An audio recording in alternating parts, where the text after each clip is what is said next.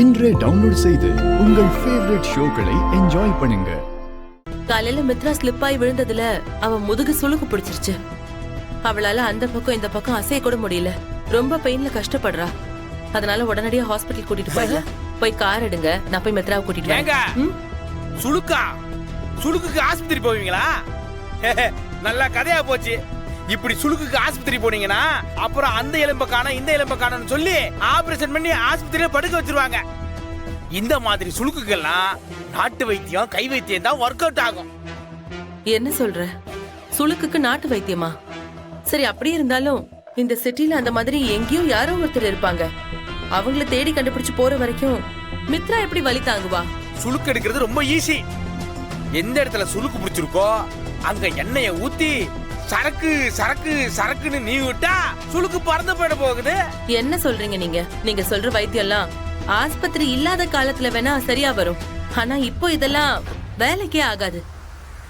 அது மட்டும் இல்லாம சுளுக்கு பிடிச்ச இடத்துல எண்ணெயை வச்சு தேய்ச்சா அது ஒரு பெரிய காம்ப்ளிகேஷன் ஆயிடும்.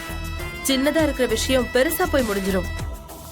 நீங்க ஏதோ தெரிஞ்ச மாதிரி பேசிட்டு இருக்காதீங்க. யார பார்த்து என்ன வார்த்தை சொல்லிட்டீங்க நந்தினி மேடம்? எங்க ஊர்ல கபடி விளையாடி கக்கத்துல சுளுக்கு பிடிச்ச சின்ன பயலுகள்ல இருந்து வயசான கிழவிக வரைக்கும் சுளுக்கு எடுத்திருக்கேன். இதெல்லாம் எனக்கு சுஜுபி மேட்ரு. இதெல்லாம் எனக்கு ரொம்ப நல்லா தெரியும் மேடம். அது எனக்கு தெரியும் தான். ஆனா என்ன விட எங்க ஆதியனுக்கு ரொம்ப நல்லா தெரியும். அவர் இந்த விஷயத்துல எக்ஸ்பர்ட். அவர் என்ன விட நல்லா சுளுக்கு எடுப்பாரு. Bharathi into angry bird mode. இப்ப நான் மித்ராவுக்கு சுளுக்கெடுக்க போறத சொல்ல போறேன். உன் கோபத்தை நான் பார்க்க போறேன். ஆமா நந்தினி, எனக்கு நல்ல சுளுக்கெடுக்க தெரியும். நிஜமா தான் சொல்றீங்களா? அது அதான் அண்ணன் தெரியும்னு சொல்லிட்டாருல மேடம். அப்புறம் உங்களுக்கு என்ன சந்தேகம்? ரொம்ப நல்லதா போச்சு. அப்பனா சீக்கிரமா வாங்க ஆதி. அங்க மித்ரா பெயின்ல ரொம்ப கஷ்டப்படுறா. ஓகே நந்தினி மேடம், சுளுக்கு எடுக்கிறது சாதாரண விஷயம் இல்ல. ஏதாவது தப்பா போயிடுச்சுன்னா அப்புறம் பெரிய பிரச்சனை ஆயிடும். நடக்க முடியாம கூட போயிடும். அதனால மித்ரா மேடம் ஹாஸ்பிட்டல் கூட்டிட்டு போறதுதான் சரின்னு எனக்கு தோணுது. இதுக்கு சரியான ட்ரீட்மெண்ட் அதுதான். கொஞ்ச நேரத்துல சரியா போயிடும்.